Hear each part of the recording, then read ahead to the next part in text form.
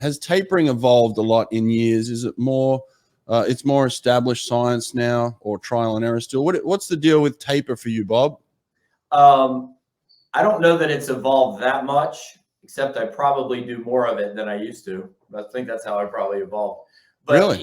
Okay. Yeah, well, I think I taper them a little bit more than I would have before. One of the things that I thought was very interesting this year, I went with Leon to the French camp in Canet, and I'm not gonna lie, I was giving him not that much, less than I had given before anybody, and I was like, I think this is the right thing to do, and I'm just gonna do it and see what happens.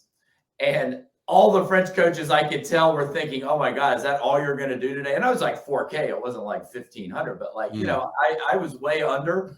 And so at the meet, I was like, okay, maybe we did get that right. So I'm learning, right? I'm trying some things.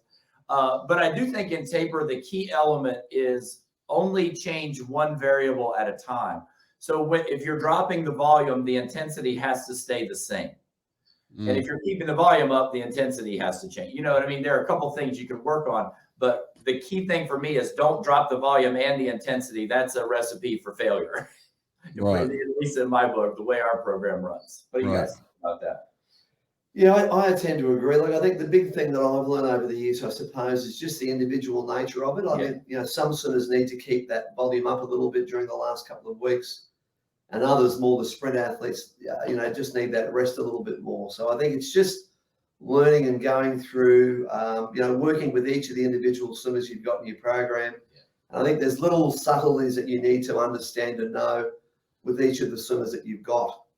And I think the only way you learn that is by going through taper with that individual. So I think, you know, probably the word I'm looking for is experience.